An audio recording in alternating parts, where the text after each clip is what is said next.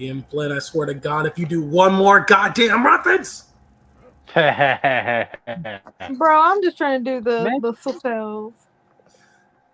Dude, imagine being paid to work with a doll, man. You're living it big, you know. It's easy money. Ian Flynn cannot help himself. He has a problem. He still wants to reference no matter what. And it's listen, I was cool with it. It was funny at first, but he keeps doing it. And it's so annoying. Are you talking about a show? No, I'm talking about Ian Flynn, the writer for the No, one of the on the list. Are either of you two talking about a show? What? Oh yeah, I'm talking about a show. Yeah, Oh, yeah, okay. Jake I is. was puzzled. Yep. I think this is the night where it's gonna be the most amount of topics Jake has ever talked about during the Tuesday. You know, proud of him. Will never happen again. Yeah, that's why I told him earlier. Like, you're doing 4 topics, right? Like, okay, just wanted to check. Oh, listen, tonight we're pushing agendas. Okay, this is the night you realize that if the Sonic universe went to DC, it's a wrap, bro. It's a wrap. Okay. This is the night you understand the pecking order in scaling. Okay, you'll understand. We'll get there when we get there. I'm just saying. I'm not gonna say that Ian Flynn is a biased man, but I will say I do think an exorbitant amount of money was paid to DC to make Sonic look good. Okay, I'm just saying. Oh boy. Well, we'll get to it when we get to it. So, yeah. All right. So, all the giggles out of the way, you guys just want to get started? Yeah. Give me a moment, please. Okay.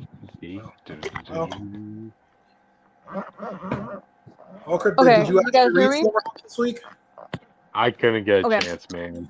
You know what? Then fuck it. Replace Silverhawks placement with IDW. I thought we were going to talk about it first. That's your book, man. What the heck? You guys can hear me? I had to. Yeah, we can hear you. I wanted an issue where a Silverhawks veteran and a Silverhawks noob talk about the book together. So okay, we'll say that for next week. But god dang it, man, I had to be the one to remind you Silverhawks was out. That's like somebody telling me. That's like someone telling me, "Hey, you got." They had to remind me that Deadpool came out, or someone telling it's a monthly book. Remember? Yeah, but Jake, there are ways for you to actually know when these books come out. Yeah, but I don't care because it's a monthly book. Once a month. Yeah, it's a monthly book, but it helps to know when these books come out because we talk about these books every week. Listen, all I know is I'll know when I know. And but yeah, so I'm going to talk about. We're going to replace the order a bit live. Okay. I'm just going to do Sonic X DC because it's more juicier. Okay. Go ahead. Okay, so you replace Hawks with Hedgehog. Okay. I see where your pecking order is, man. Yes. And listen, when we issue, you'll understand. Okay, you'll see it too. Okay.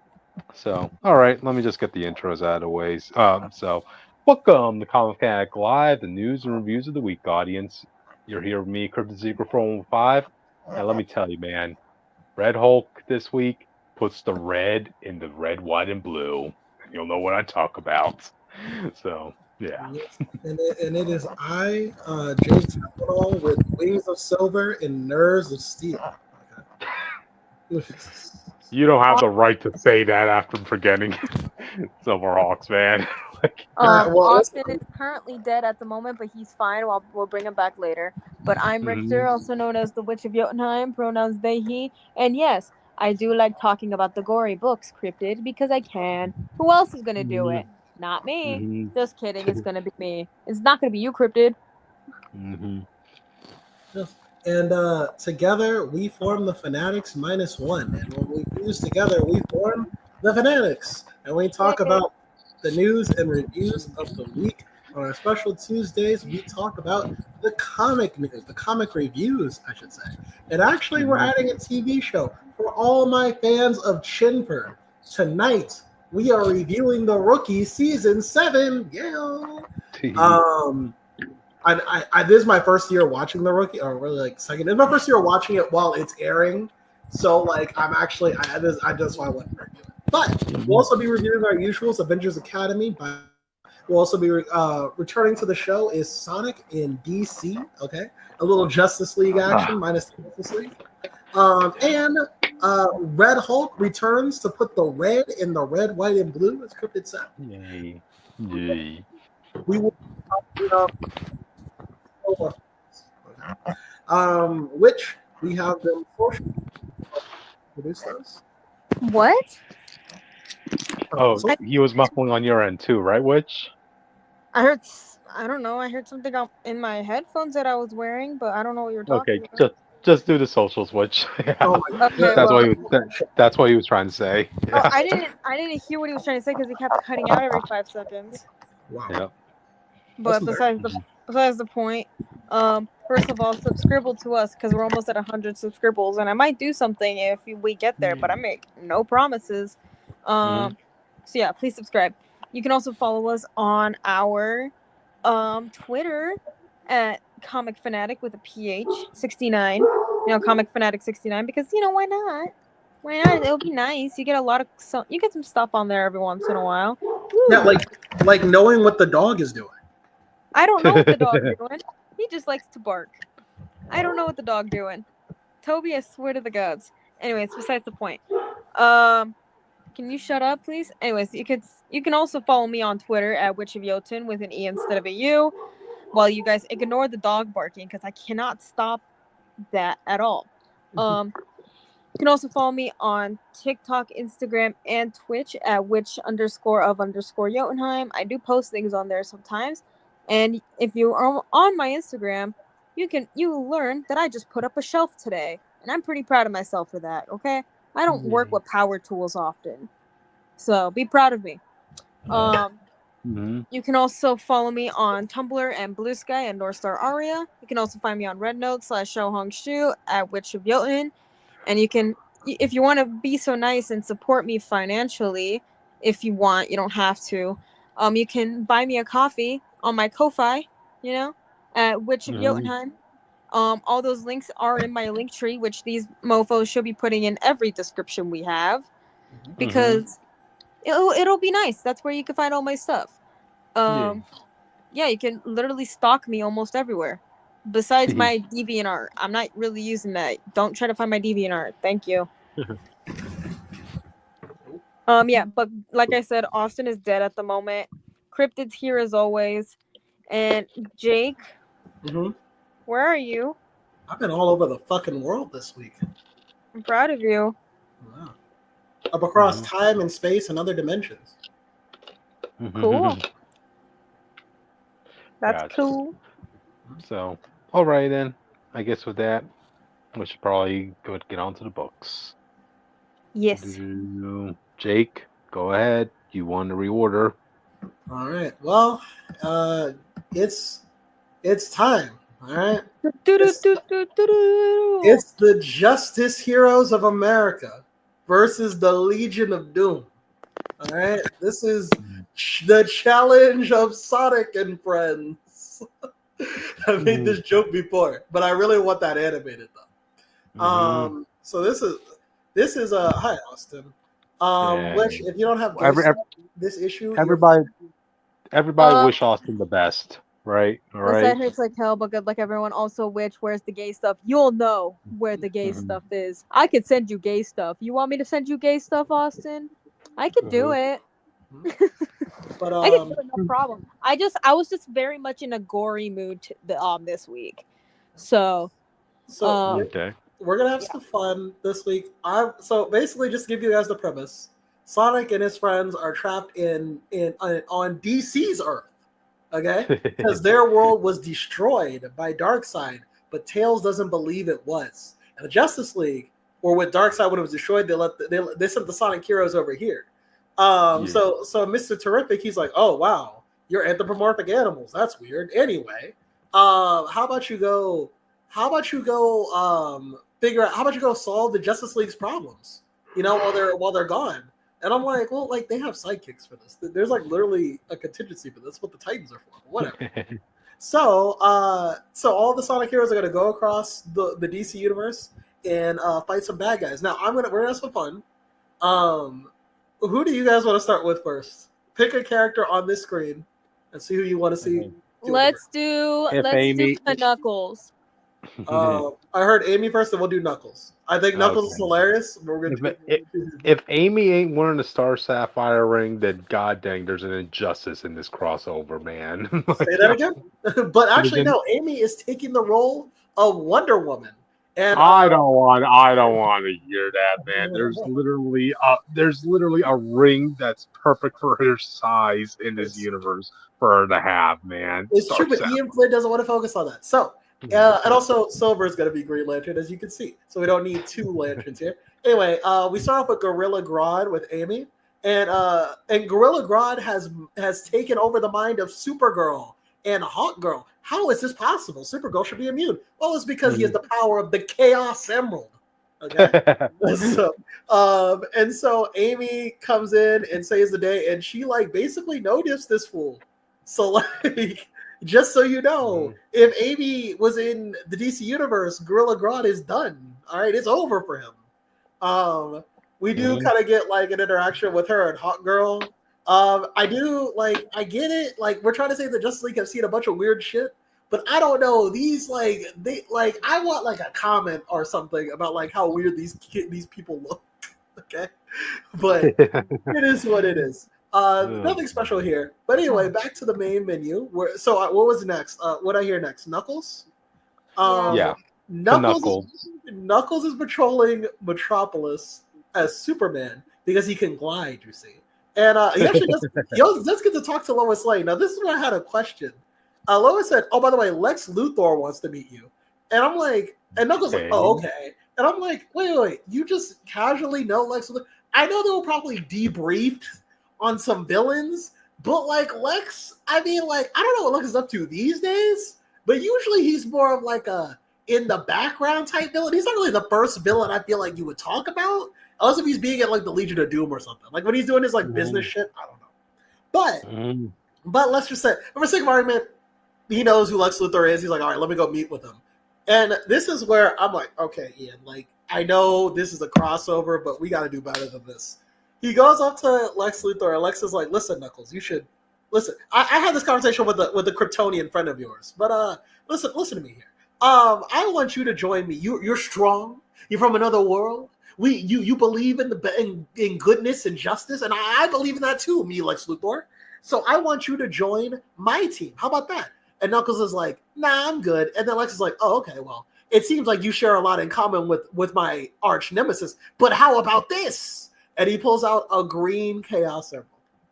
And I'm like, are you stupid? Why do you think that's because his logic is he thinks that it works like kryptonite on Knuckles. But I'm like, why would you think that? What would make you test I don't think that's not how that works. Anyone with any basic knowledge of the Sonic universe knows that's not how that fucking works. I expect more out of somebody who self-proclaims himself as above a 12th level intellect flex. Come on. Yeah, and so he pulls the green Chaos Emerald. He's like, oh, I wonder if this rock works on you the same way. And I'm like, so here's the reason it bothers me.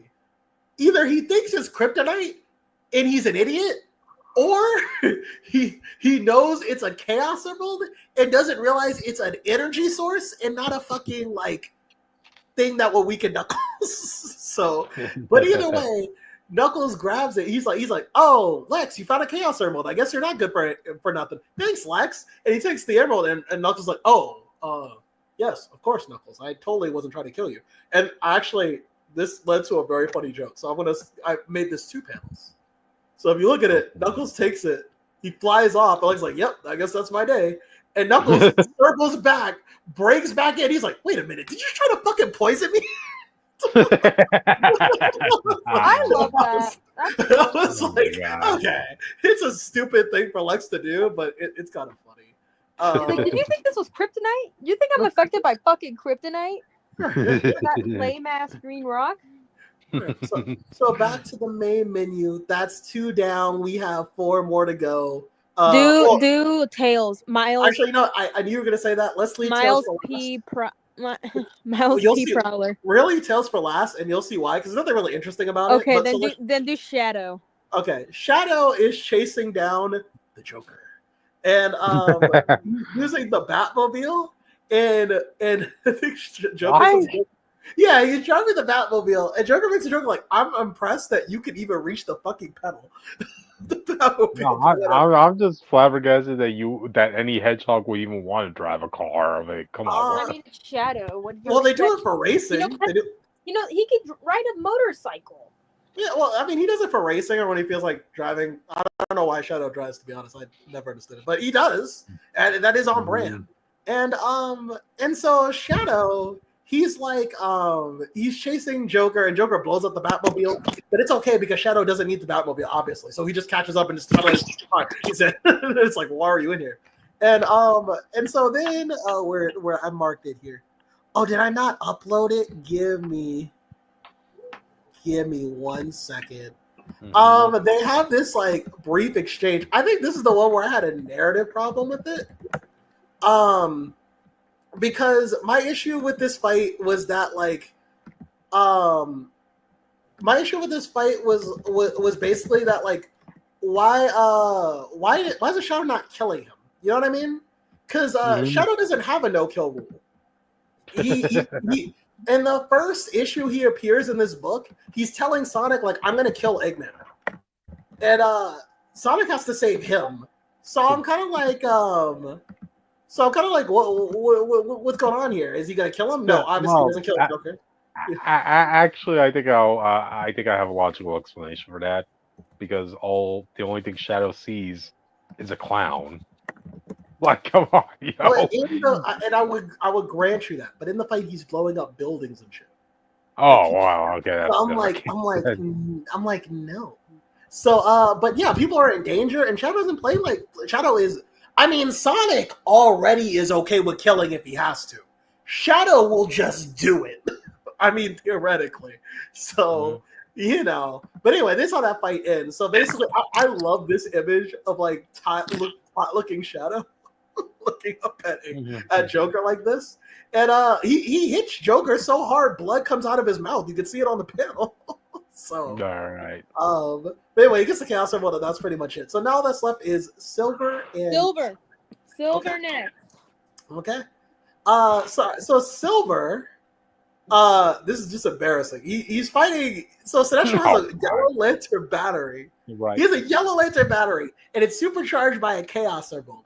And he uses it to attack 4 members of the Green Lantern Corps. And Silver just says, "Nah, I'm good," and just makes this giant construct with 3 other Green Lanterns, and that's enough to beat Sinestro. I'm like, all right.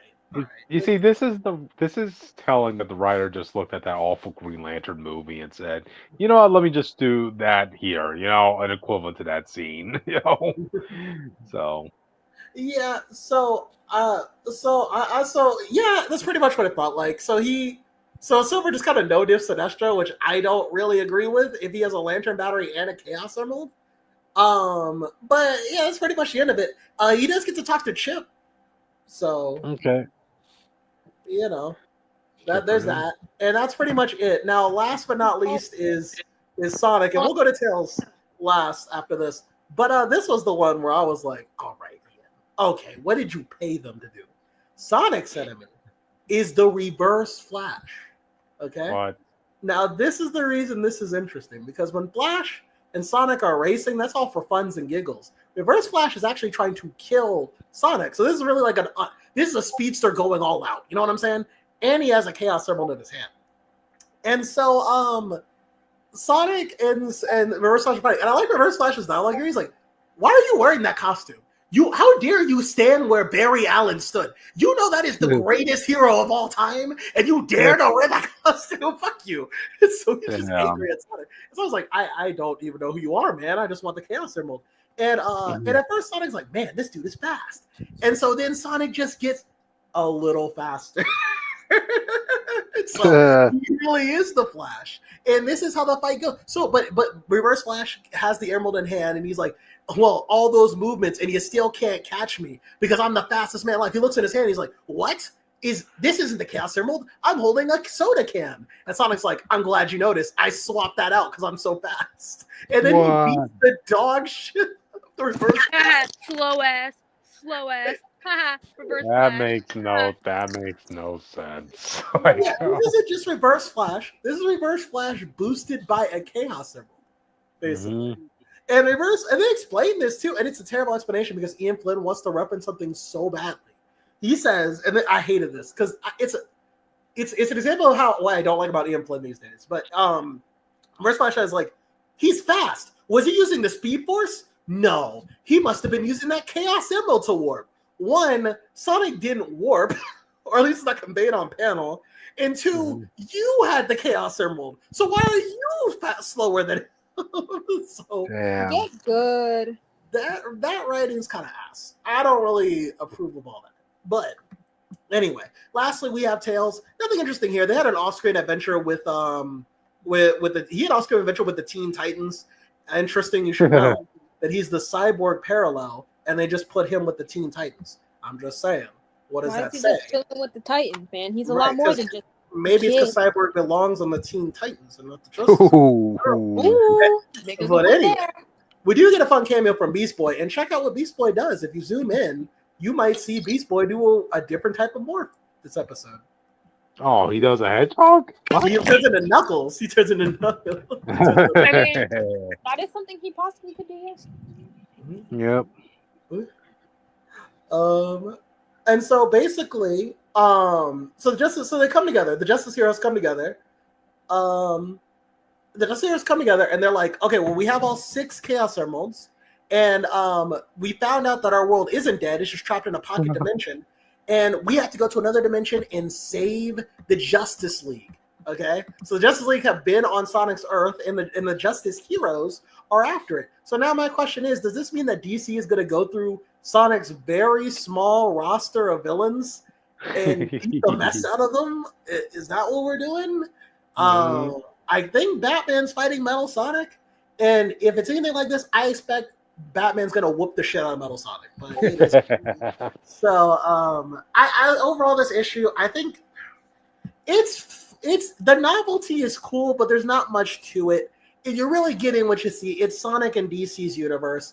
Would I recommend this? I mean, for the novelty of saying you read it, yeah, I would say it. But I wouldn't say it's all that important. I think Ian also needs to. Ian's getting to a point where he's annoying me. Like before, he was just like, whatever when he's referencing stuff.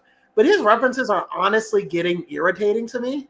Like there's no reason for a Reverse Flash to even say that line. It feels so clunky to me. Again, you could see it right here. The way the artist drew this, Sonic is not warping. He's just speed blitzing. It's like, what is he talking about? And Reverse Flash had a Chaos Emerald. So why isn't he faster than Sonic? Not only does Reverse Flash have the Chaos Emerald, he has the Speed Force. So why is he just faster? What's the Chaos Emerald? So why is he not just faster than Sonic? I mean, Sonic was already, he's like roughly evenly matched with base Barry Allen. So like I'm kind of lost on this one. I think Ian's reference is starting to get in the way of his quality of writing, and that's where I kind of draw the line with him. Outside of that, read this if you want. I think it's just so far it seems like we've been doing a lot of hyping up the Sonic characters, and mainly because they need it more than DC, I suppose. But next issue, maybe let the DC characters shine a little bit. We'll see. So, gotcha. I think they're like, oh, we saw what we did with the Ruby Justice League crossover. We're just gonna like give all of the love to the Sonic characters now. Instead, because like they did focus a lot on the Goilies, but whatever. It is what it is. So, alright then. I guess with that, you guys want to move on? Yeah. Okay. All right. Okay. It is my turn. First gory book of the day. So I'm talking about I Was a Fashion School Serial Killer number Dose. It just came out, obviously, so that's why I'm here. Anyways, so it starts off with Rennie, you know. You can see like she's in her apartment, you know.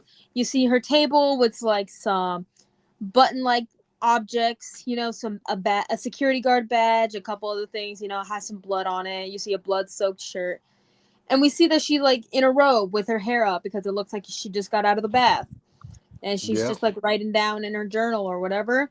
And guess what? Apparently, the blood baths actually help her with her skin condition. I don't know if Oh, that's hey. true in real life, but Uh, I mean, what do I know? I recall hearing some people back in the past would bathe in milk to get somewhat silkier skin, but blood. I even I heard mean, people. she's a serial killer. This is Yeah, fictional. I mean, I Anyways, also heard people dip in oil, but like, yeah, okay, whatever. Yeah. yeah. But she's like she feels good about herself right now because her scratchiness and everything like that isn't flaring up at the moment, and she falls asleep on her couch, all happy. And so we cut to the next day at school where after they have a moment of silence, um the teacher's like, "Oh, go create something undeniable and everything." So basically, Rennie is invited to lunch, and before Rennie is able to do anything, the teacher calls her up. And Ooh. the teacher was like, "Oh, did you make this outfit yourself?" And Rennie's like, "Oh, yes, I did." And the teacher's like, "Oh, I find the theme quite intriguing. Like, is that a security guard's badge? Like, are those the end of bullets as buttons? Like, Mhm. that's like." And she says, and I quote, "Quite the statement of a if I can actually say the word, utilitarianism, authority, and current affairs, don't you think?" That was such a hard word to say, but I think I did all right. Be proud of me, y'all. Good. I could say words. Mhm. And Rennie's like, "Oh, really? I didn't even think about that." And so the teacher's like, "Oh, I love it. Like, keep pushing, keep evolving. Like, you're good at this." And so basically, Rennie is walking out of the school, and then someone grabs her hand. And guess what? It's her friend. It's her Ooh. bestie. And she's like, "Oh my God, your scratch marks look better. Like, is it a new lotion or something? Like, spill the tea."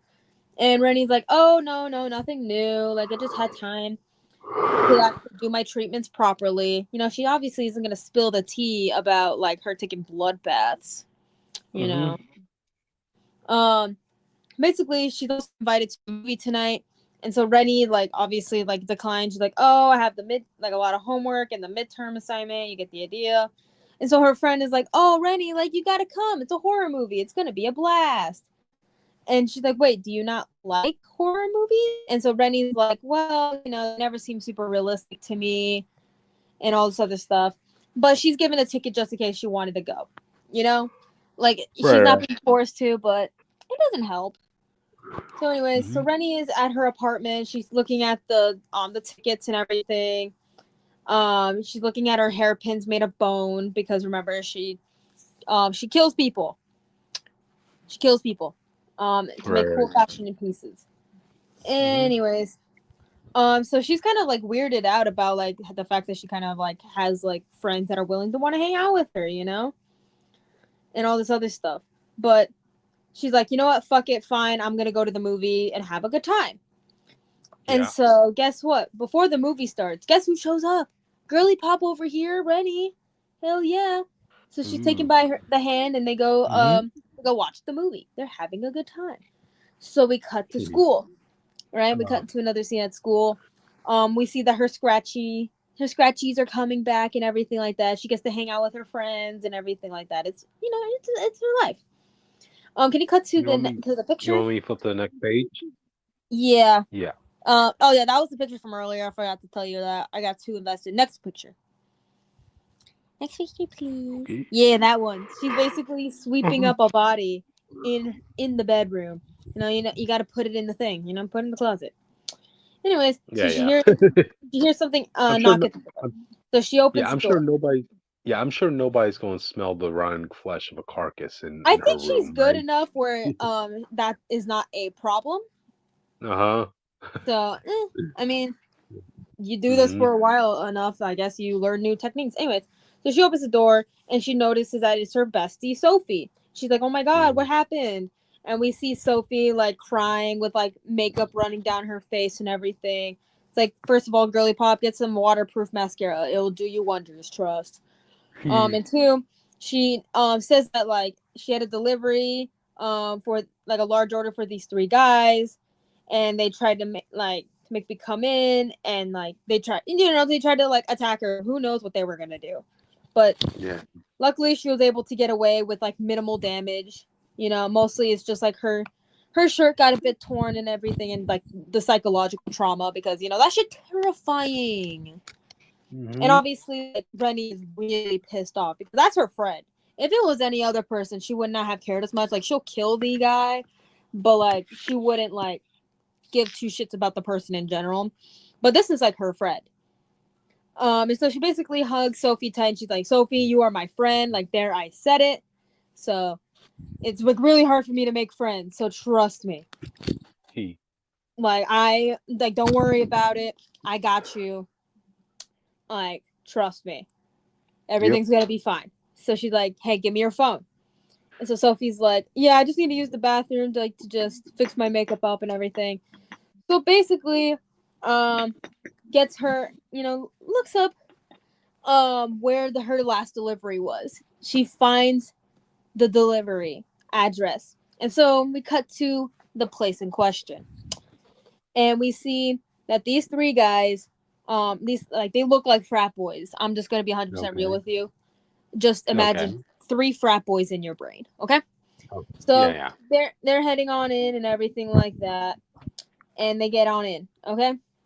So for the first guy, he's just trying to like eat some chips from the previous nights, and then we see some two pokey thingies, and the first guy is killed by getting his eyes poked out by the two hairpins,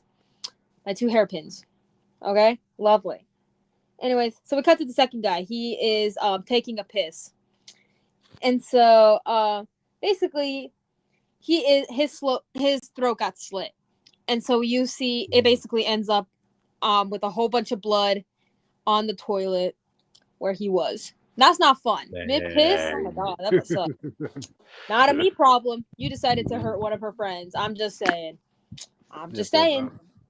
Anyway, so we cut to the third guy. He's getting some pizza from the fridge and he's about to eat it, and we see like a necklace like go up and around his mouth and rinks it through his fucking skull.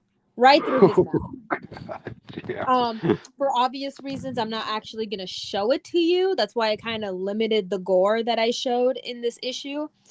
But trust. Anyways, can you cut to the last picture? So yeah, she ends up with her taking another bloodbath, and she's like, I know the 2 bloodbaths in 1 week seems excessive, but hey, what can I say? Sometimes you just need more self-care days. And that's where the issue ends. Man, I'm just looking at her. She full on takes a full body dip in that tub of blood, audience. Like, what the Honestly, heck? I guess you gotta do what you gotta do. The process the process you have to go through to get all that blood out of your hair. I'm just saying, like, maybe she rinses off with water afterwards, just to like get all the rest of the blood off or something, maybe drain the rest of the blood from the thing, like, who knows what she does. I don't know her full on routine. Well, she must have it under control, like if she's been doing this long and nobody noticed anything. So yeah, she must have been doing it for a while. That's all I gotta say. Yeah. So yeah, that's the end of the issue. Please go read it if you get the chance. It's actually really good. Gotcha. Yeah, it sounds like a good book that's as good as it is gory. So yeah. So if you like gory stories, go read it. Cool. But alrighty then. I guess with that we should probably move on, guys. So we're going on to my book. One World Under Doom, Red Hulk tie-in, audience. How long is this event? Jesus Christ, this feels like it's been going on forever. I know, but like to kind of help myself out with this event, I'm actually just reading the tie-ins and not the actual event itself. I don't think I've ever done that for a previous event before, but hey, you gotta test yourself out every now and then, I guess. So yeah. So this book, God, this Benjamin Percy guy, he really does he wants to write like the military aspect of Red Hulk, because this book is pretty much like a POW story. The title of the story is called Enemy of the State. To catch everybody up, right? Red Hulk was captured by Doom before Doom initiated his global takeover. Right, he captured some key players that he needed for his plan to work, and also take out some powerhouses along the way. So Red Hulk was one of them. So he, in order to keep them locked up, like Doom did some experiments to de gamma radiate Thaddeus Ross. So yeah, it's pretty much a struggle for Thunderbolt Ross to go Hulk because he's been de gamma bombed basically, But that doesn't stop Thunderbolt Ross from trying. He actually ends up go committing like this jailbreak with some of the other POWs. So right now it's pretty much just Thunderbolt Ross, Deathlock, and Machine Man. But unfortunately, Man gets knocked out during the escape, so they basically have to. But in Thunderbolt's Ross's mindset, no man gets left behind. So they take it upon themselves to make sure that Machine Man's body gets taken with them.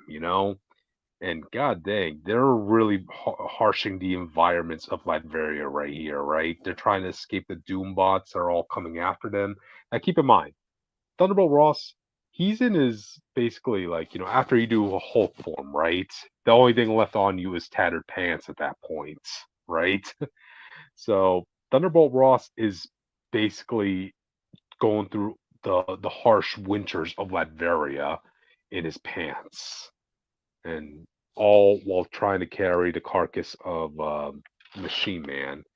There comes a point where, like, hey, long before Thunderbolt Ross was Red Hulk, he was a trained soldier, this and that.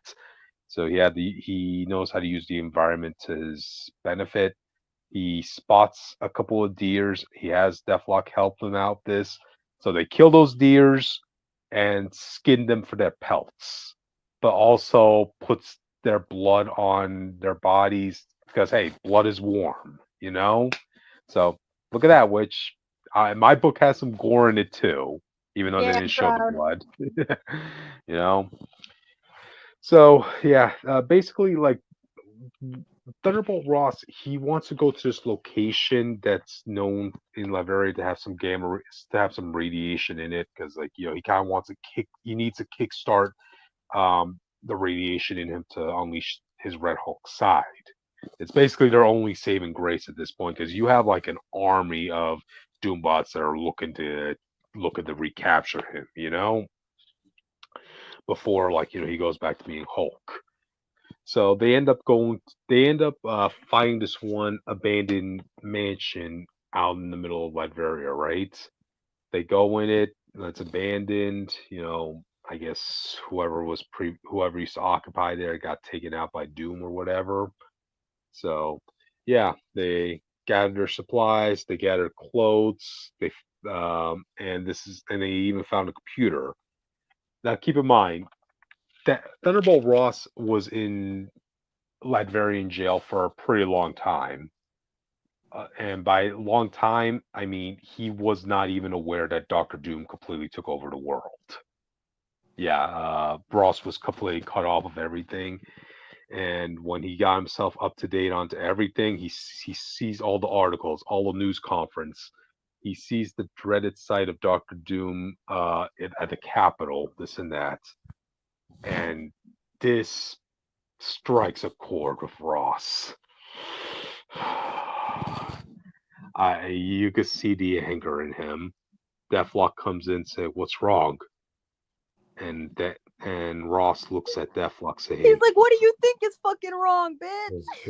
Yep. You wait till you hear this response, which he looks at Deathlock. "I'm going to promise you something right now, Deathlock. I will not rest. Not for one freaking moment. Not until Doctor Doom has fallen. And there's an American flag planted on Latverian soil." Like, damn. Damn, audience. This guy's At bringing least the he's red to passionate. the red, white, and blue. He is Like, passionate. I will give him that. Yeah. Like the sight of Doctor Doom planting the Laverian flag on the Capitol, that's what strikes a chord with Ross. He's like, "Two could play at that game, Doom. Just you wait." He We're needs to team up with Sunfire because I know he's doing something kind of similar right now. yeah. There you go. He could There just you get a go. whole There group you of people, like that's down. Yeah, but unfortunately, Sunfire's not a POW, so you can't really do that story. True, Wait, but Jake, you back? the option's there. Yeah, Jake, you back? Yeah, I'm back. Yes, I was. Okay. Did you hear what I just said about Red Hulk's statement? I heard that he's going to plant a flag, American flag on Latvian soil.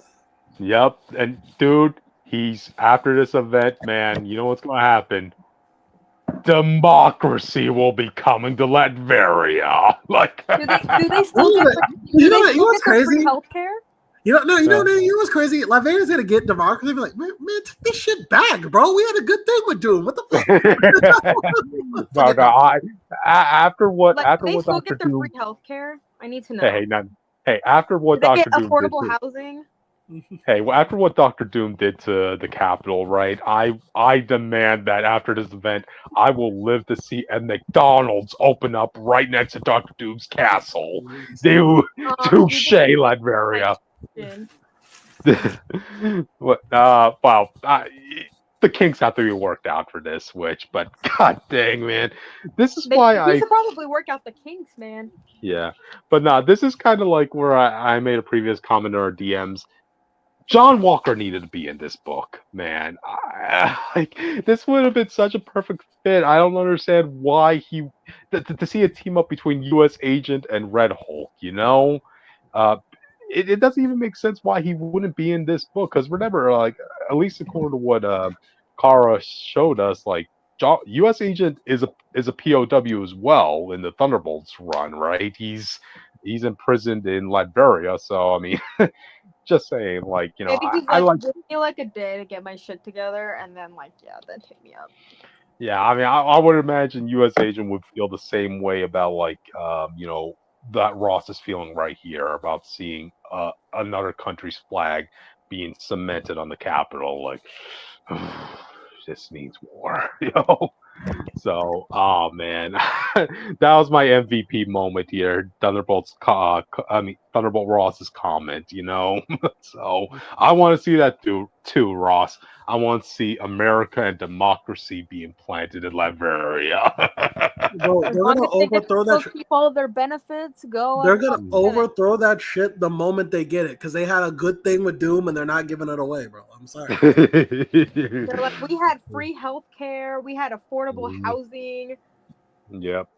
So, bro, we didn't have the internet. Like, what the fuck? Why are you bringing the internet over here? They're gonna destroy our country. Gotcha. But anyway, so we cut back like Deathlock is doing what he can to repair what's left of Machine Man's body, right? Now keep in mind, Machine Man sucks. I'm sorry. He has his uses. I mean, he is a skilled combatant, and you can use all the assences you can, And again, this is going through. He lost to Alpha Flight, man. Mm-hmm. Yeah, but he also played a crucial part in Iron Man 2099, where he led the robotic revolution. He was a main figure there, So he lost to Sasquatch, bitch. Like, get good. But yeah, like this goes again to the military aspect of Ross. Nobody gets left behind, man. I'm not gonna leave Machine Man out there to die like that, So yeah, Deathlock is doing what he can to repair his body. Ross goes and looks to see if he can find anything within this house. He finds some rifles, right? And I also like this line, right? So we're in luck. These folks had a small arsenal tucked away in the cellar. Kalashnikovs, unfortunately. Inferior firearms made by communists. But we'll take what we can get. We'll take what we can get. Hey, he's a proud American witch. So yeah. There's American communists. He's a proud American, like he prefers the American rights. Capitalist. Okay, noted. He's a capitalist. Yeah. You see, which this is why I wanted U.S. Agent to be in this too, man. Because, dude, John Walker and Thaddeus Ross, I can imagine a bromance happening between those two, man. They will have like a Then like lot don't in let people common. find this book because then if he does show up in this book, they're gonna be like, I ship it now. Hey, bromance, not romance. There's a Okay, clear have you difference. met the internet cryptid? Apparently not. Yeah. But yeah. It was a good issue. Unfortunately, like they were able to reactivate Machine Man, but unfortunately, it was at this point that the all the Doombots come in. You know, Thunderbolt Ross pretty much does his whole Alamos skit. He fires, he fights. Same with Deathlock. They're trying to face off against a swarm of Doombots coming in, but it got to a point where, yeah, the Doombots were coming in. Ross tells Deathlock to take Machine Man out of there, man. He'll stay behind, He'll fight to ensure that they get away, that his brothers in arms make it out alive. So like, oh my god, this guy is one heck of a soldier, audience. Unfortunately, this is when Doctor Doom said, screw it, I'm shooting a bomb at that house. So damn audience. Deathlock and Machine Man were able to get away, but fortunately, this is where Thunderbolt Ross finally is able to awaken his Red Hulk form, audience. And I just want to bring up this cover. This is your fate, Doom. This is the red of a red, white, and blue country coming after you, man. I just think it would be kind of funny. Okay, Yeah. I just think it would be kind of funny if it wasn't Red Hulk that defeated Doctor Doom. I think it would be funny if it was someone else. Someone maybe blue. No, I didn't say that. I think it would be funny if it was like Karma or something, or like any of the Tiger Division people. Yeah. Because I fucking swear to you, I think it would make a lot of sense for one of those two to also like want to beat the absolute shit out of Doom. Because if you know anything about their Korean and Vietnamese history, you would know they're not doing this shit again. I know, right? So yeah, a I lot of think people. it would be awesome if either one of those motherfuckers did the final blow on Doom. Yeah, I mean, heck, a lot of people are going to be racing to that finish line to punch that titanium face of Doom. After all, I already know that once like Doom is defeated, there's gonna be like a long ass line. Yeah. And you also got to think long term. What's going to be the after effects of this one World Under Doom? Because we know this shit ain't going to last. So we what know is? that from day one. So yeah, what's going to be after effect? Doom is just going to go back to ruling his own country? Nah, come on, too easy. This is why I say let's shake up the status by introducing democracy into Latveria. Hey, they introduced democracy in Wakanda. They did it in Wakanda. They did it in He-Man's universe out of nowhere. Where else did they did it recently? They did it with Atlantis, if I can remember, for some reason. There you go. That book was so out of character for Namor, it was not even funny, so I'm not even counting it anymore. I know. So yeah, it sounds like Latveria. It sounds like Latveria, you're next. So get ready for the McDonald's to open up in your area. Dude, But there's places that have democracy that don't have McDonald's. You know that? Gotcha. But again, it's an enjoyable book. I needed this after a rigorous week I've had of working, audience. If once this comes out in trade, I'm going to be picking it up. I mean, man, this is one of those few occasions where I know this book only came out because of the synergy of the MCU. Because hey, Red Hulk, became relevant in his movie Cap 4. So of course the comics are going to be like, okay, yeah, we should probably give him his own book. But hey, the quality is there, audience. The quality is there. So yeah, that's my book. So alrighty then. I guess with that we can move on to do what's the next it's my book. turn. Okay, let me pull up my book real quick. Wait, what? Wouldn't it be Silverhawks? And then it's Avengers Academy? I actually want to skip Silverhawks till next week. No, I didn't want to skip. I didn't want to skip it. I said I wanted to replace where Sonic was with it. Oh wow. Okay, go back to Silverhawks. Jake, if we wait for next week, I'll read this issue. How about that? Okay. Okay. So we're officially doing my book. Okay. Yeah. Anyways, besties, are you guys ready to go do another One World Under Doom tie-in issue? Oh my god. This like finally Avengers Academy actually fucking showed up to this. Anyways, I'm talking about Marvel Voices Avengers Academy issue 43. Move fast. Anyway, so it starts off from the last issue where we're getting a news report about what happened to the United States specifically and also the world. That Doom is taken over and all this other stuff. Some people are down with it, others are not so down with it. But the real question is, who would you rather deal with? This is where I'm leaving you off, audience.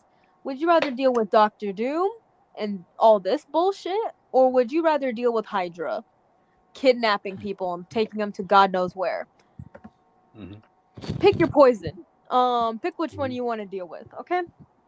Anyway, so yeah, we learn that that in the wake of like Doctor Doom's bullshit, apparently Doom killed Baron Zemo. Okay. Why the fuck would I care about that? Anyways, so yeah, Baron Zemo's dead. So basically a new splinter of Hydra has been operating and also illegally kidnapping numerous people. A lot of superpowered and baseline people, from their homes and such. Like literally they kidnap Will-O-Wisp, and everything like that. We also do see Martha and Morgan, who, if you don't remember who they are escapades, like good friends, and they're watching the news and everything. And they're stressed the fuck out because, they're both mutants. They both have superpowers. So they're obviously like scared all over again and all this other stuff. And yeah. And remember that lovely lady across the street that Asgardian lady from across the street who serves ice cream? Remember her, Jake? No? Okay, well, she also gets targeted by Hydra. And, she's kind of annoyed. But this motherfucker, who is known by Malfagor, or whatever the fuck his name is, he's a disciple of Sidorak, which low-key works in this situation. And he basically uses the Crimson Bands of Sidorak to, help people, illegally detain people. It's like, what jurisdiction do you guys have? Can you switch to the first picture? I don't remember what picture I put. Yeah, there we go.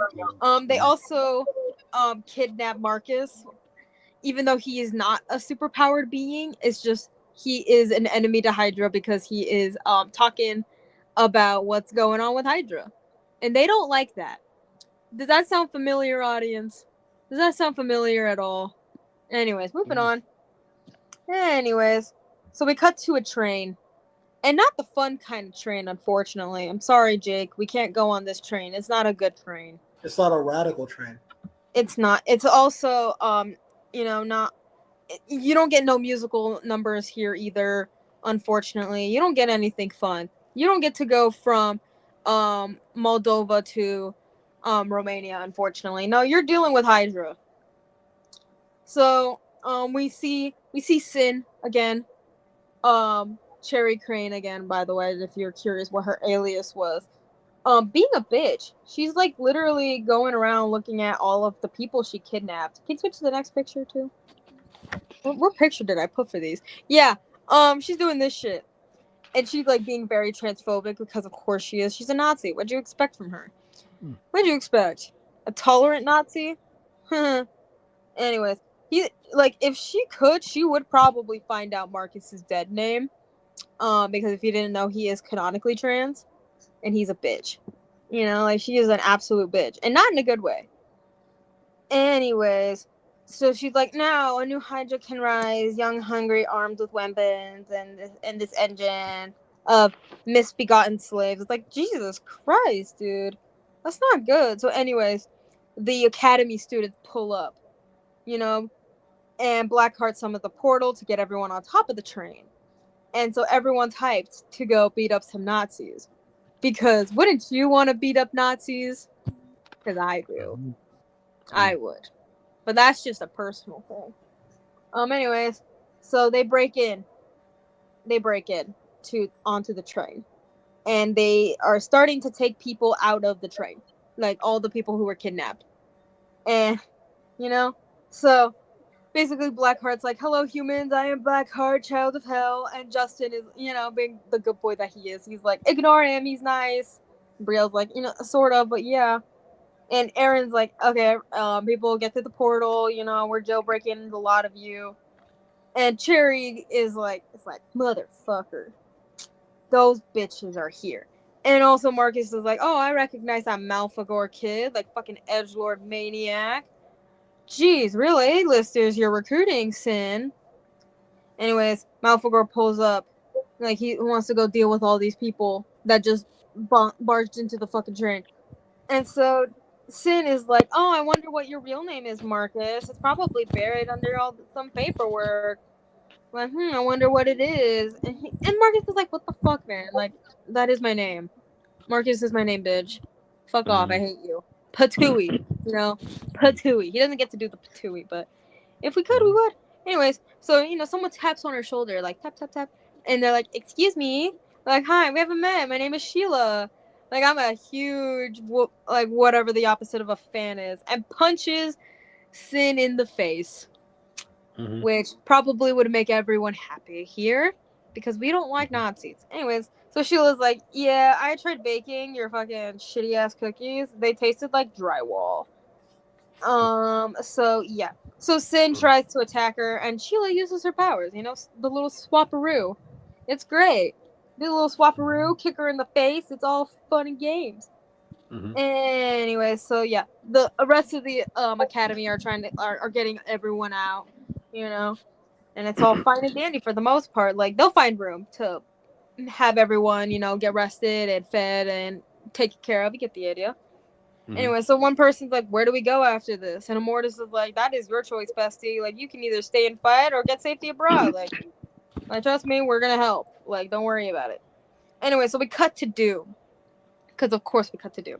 So someone's like, one of his followers is like, oh, yeah, there's been a problem in America. And Doom's like, yeah, of course there is. Like, what is it? And they're like, oh, it's Hydra, sire. Want me to put the next picture of Doom? No, not yet. I'll let you know when. And so Doom is like, it seems like my demonstration with Zemo has not been heard as loudly as I might. It's like, yeah, I kind of wish it was, Doom. I kind of wish it was loud enough. Because, of course, Hydra would attack at this point in time. That makes too much sense. That sounds a little familiar, honestly. But we're not going to get into that today. Anyway, so Doom is like, maybe we should remind them. Like, the people of the Silly Nation, that Doom stands supreme. He's about to drink from his goblet. Because, of course, he has a fucking goblet. And as one of his followers is like, oh, yeah, yes, your majesty, but there's something else that I need to tell you about. So there's an extra dimensional incursion that you might want to know about. So Doom is like, he's pissed off. He's like, no, the son of Mephisto, the spawn of my mother's torturer, dares to set his cloven foot upon my planet. I think you can show the next picture now. Oh, not that one, but not that one. That was from earlier. That one. He is pissed. He's like, you know what? Fuck it. I alone have to set this right. Don't worry, my brave subjects. I got this. And basically, Gabriel and the rest of the squad are like, yeah, everyone get to the portal. The Vancouver Cade is holding. Like, you'll love Canada. Like, I know it's a little cold, but my mom made donuts. It's fine. The last time something like this happened, they had to take mutants out of Canada. If you read Alpha Flight, you would know. Anyways, so Doom, the whole bunch of Doombot shows up, and they're like, Blackheart, son of Mephisto, vice regent of the captive hell, you are trespassing illegally in this reality. You will remain yourself to our custody for immediate extradition and exorcism from this plane. So commands Doom. How do you like my Doombot voice? Do you think I could be better at it? A little bit. Give me some improvement. Okay. Yeah, I'll work on it. I'll work on it for next week. Anyways, so Justin and Aaron are like, holy shit. Oh my fucking god. Now we have to deal with Doom. Anyways, that's where the issue ends. And the next issue, next time, Resisting Arrest. Would it be the first time I talked about a book about characters having to resist arrest? Fuck the police coming straight from the underground. I know. First of all, it happened in Alpha Play, and now we're happening it here. Yay! Anyways, besties, I have one more book to talk about later tonight, so stay tuned. All right. So, guess with that, we're moving on to the next book, audience. We're talking about Gwenpool #1. Yo, Cryptid, this cover sucks. Yeah, this cover fucking sucks, man. Okay, you see, this is a marketing strategy, audience. They make the main cover suck, so you could buy the variants. I'm just should've talking about The the issue. How variants about suck too. Like, she had a pretty good other variant where she has a rocket launcher that's about to shoot Jeff from it. So that looks pretty cool. If you want to see it, audience, go buy it yourself. So, all right. So, yeah, it finally happened, audience. So we start off with the Weapon X facility because remember, there's a new Gwen out there, and she's lethal. She's an assassin, and she's now breaking out for control from the Weapon X facility, right? She's brutalizing these henchmen here. So, yeah, she makes her escape, and then we cut back to New York, where Spider-Man, Kate Bishop, Jeff, and Gwenpool are fighting off Fing Fang Foam. And god dang it, like, Spider-Man really got the brunt end of this beatdown. Like, you see him, his suit is being tattered. You see the lens of his eye cracked, this and that. Big Fang Foam is just really dominating them. I'm like, if Hey, you're come if Big on, Fang he's a Foam, dragon. How hard is it to beat up a fucking dragon? yeah, and more to the point, like, this is New York. I seriously, like, when We've dealt with a worse kaiju, stuff in the past. I know, but still, this is where Gwenpool pops up. It looks like Fing Fang Foam stomps her, but it turns out Gwenpool just goes into the white spaces of the comics and comes out as a giant, someone even bigger than Fing Fang Foam. And yeah, she just explained that, like, she had a conversation with the artist of this book. So yeah, I don't know how that works, but yeah, she's able to beat up Fing Fang Foam. She comes back to normal, and even Jeff is now scared of her. Like, oh, come on, that was just a one-time power up, Jeff. Come on. But more to the point, right? Even after defeating Fing Fang Foam, like, Spider-Man's spider sense just goes on haywire. He's like, even though Fing Fang Foam is gone, like, something dangerous is still lurking out there. Something. Oh my god, my spider sense. Oh, god dang it. But and you see, like, all around, like, the crowds, right, in New York, everybody's randomly fighting, so they don't know what's going on. Like, they're all trying to stop the fights, and a couple of Deathlocks are coming in after Gwenpool herself. Now she doesn't know what's going on, why they're attacking her. Um, Apparently, the Deathlocks were there to look for the Gwenpool that escaped, so they're just mistaking the main Gwenpool as her. Spider-Man, Kate Bishop tried to intervene, and wouldn't you know it, Spider-Man gets shot in the shoulder. I'm like, God dang it, dude! You really took a beat down. If you're telling me your spider sense couldn't have alerted you of that, Right. But all right. So yeah, when the Deathlocks got them all pinned, that's when each and every one of them got headshotted, and that's when the evil Gwenpool comes up. Hey, Yeah. they wanted to kill you, so I killed them first. And this is Gwenpool's like, oh, okay, so I see where I'm at in my comic book career. I have an evil doppelganger. So she goes up to attack the evil Gwenpool. She's like saying, oh my god, let me guess. This is some stupid 90s cliche. So who are you? Who are you, my doppelganger? The Gwen Forcer? The cash grab? Okay, come on. Why are you trying to copy me? And that's what Spider-Man webs up the evil Gwenpool's mask and takes it off. You idiot. I'm not a mindless parody. I'm not Gwenpool. I'm Gwen Stacy. Oh my god, such a Oh. fucking shocker. Oh my god. And then you find out what the program she came out of it was. It wasn't Weapon X, audience, like you're thinking about. Gwen Stacy came out of the Weapon X program. Weapon Thank X goodness means it wasn't EX. Department H. I fucking swear to Uh, God. wait, know I'm what? talking about Weapon X as in Weapon EX. You know what? Oh Like, my God, there is a facility out there that's weaponizing your ex-lovers, audience. Like, like at some point, like Peter, like go up to Gwen, give her all the hug and all that, and then just shove her off the bridge yourself. Like just you oh do it God, yourself. 'Cause, dude. like, it's been like over 50 years, bro. Let her go. Like, thank God. Like, Oh, my God. She's a full-on villain here now, so I don't know what your excuse is, Peter. But I guess you could explain her villainy and her skills, because now Gwen Stacy has mad skills. She's an assassin level here, like on the Deadpool level, audience. So I still do find the humor about hey, imagine all the ex-lovers of Marvel now being revived and going after their former lovers. Like, dang. They have a whole arsenal of assassin skills and weaponry on their disposals. Like, damn. Holy shit, Yeah. bro. That does not sound fun. Of course it doesn't. And I did kind of like the little nod to Gwenpool looking at Gwen Stacy like, hey, you're a parody. Okay, you're a double gander. You're trying to copy me, and Gwen's like, back at you, bitch. He's like, who the fuck are you? Yeah, you're the one copying me. So yeah. That's really... Gwenpool can make the excuse, be like, hey, bitch, I'm from another universe. You can shut up. You've been dead for God knows how fucking long.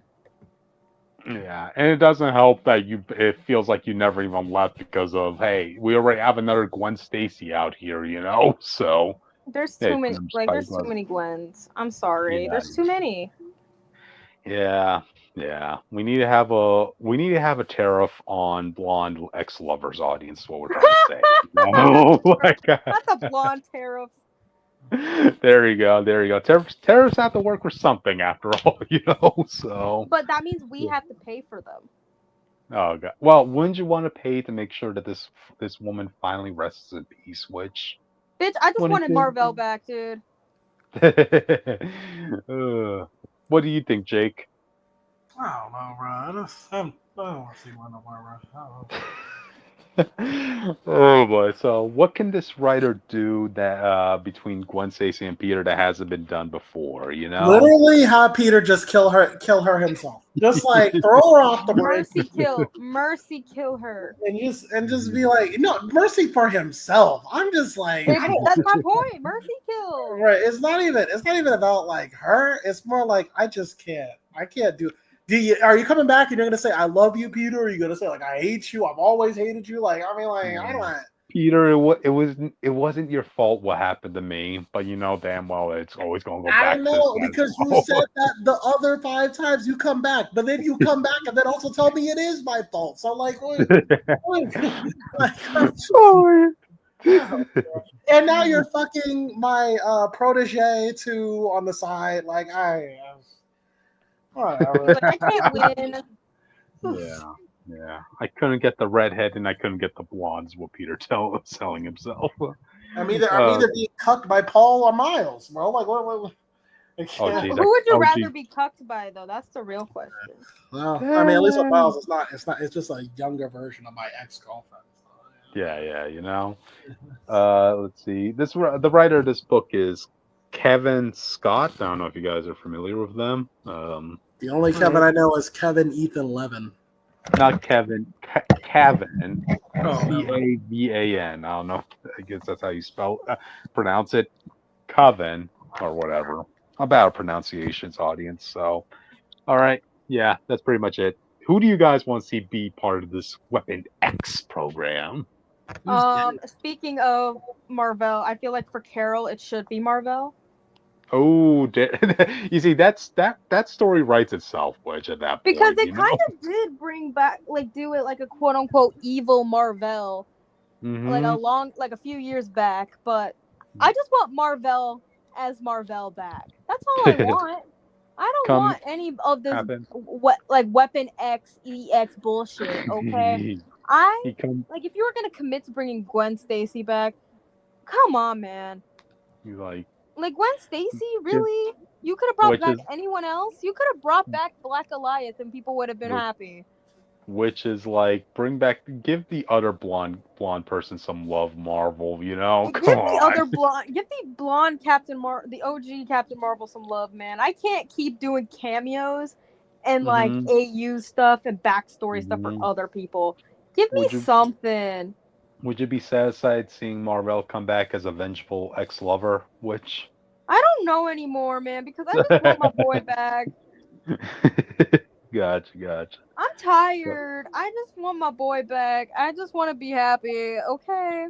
I can't have Mhm. nothing. Gotcha. Man, I'm just looking at that cover right now. Man, Gwen Stacy has been really working on leg day. Good for Look at her. her thighs. Look at that. Look at those thighs, man. That's 90s right there. It's good for You her. know? Yep. You have to So be able to crush your exes, man. I don't know what the fuck to tell you. there you go. So all right, then audience, with that, we can move on to the next topic. Yeah, talk about your show. Yeah, all right. Ladies and gentlemen, you don't know this, but in the background, while we're enjoying our lives, talking about the comic news and reviews of the week, every Tuesday night or Wednesday morning, I'm watching The Rookie. All right. This is the greatest show about cops I've ever watched in my life. All right. Oh, You might be wondering, what makes this show so special? Let me tell you the plot. All right. This all started. You see that guy in the middle? You see this man in the middle of the picture? Yes. That is my glorious king. Okay. Y'all talk about your Deadpools, you talk about Captain Americas, which you talk about Marvel. This is my glorious king. And all the kings. All right. This is LAPD legend, John Nolan. All right. The best to ever do it. He is a 40-year-old cop. Well, now he's older than 40, but he started being a cop at 40 fucking years old.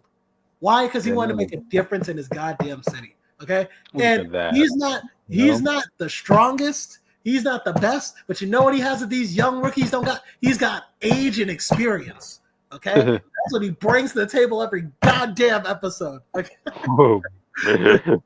So this is the story. I heard that bang on the desk, audience. I heard that bang too. Jesus Christ. Because don't play with my king, bro. This man in season 4. All right, okay, so basically, and also this isn't just about him. The lady you see on the, what would that be? The left of him is Lucy Chen with the radio. This is Lucy Chen. She's one of the main characters as well. And we used to have one named Jackson, but he died, so he's not on here anymore.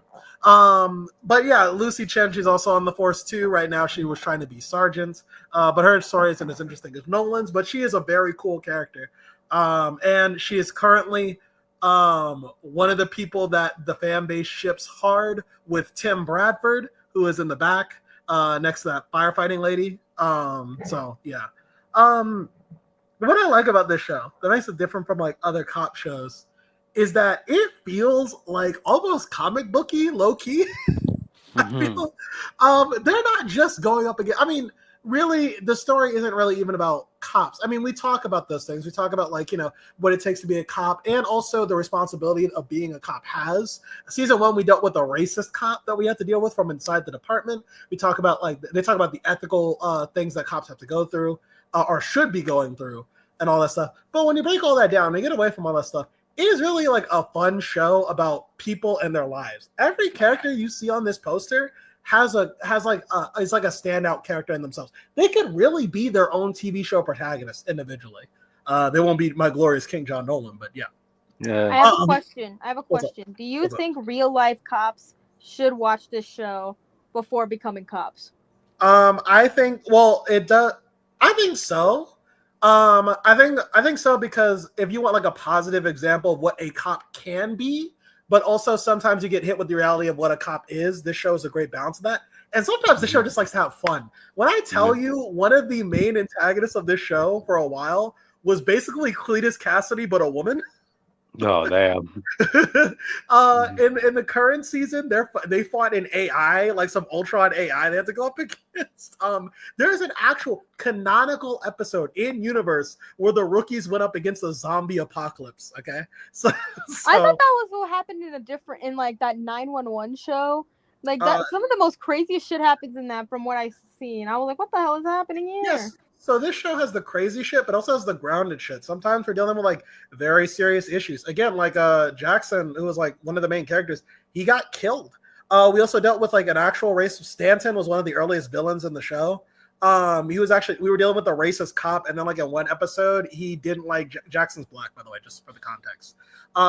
Jackson kept trying to stop him from being racist. And so at one point, Stanton set him up to get jumped by a bunch of criminals and pretended like he couldn't do anything, basically.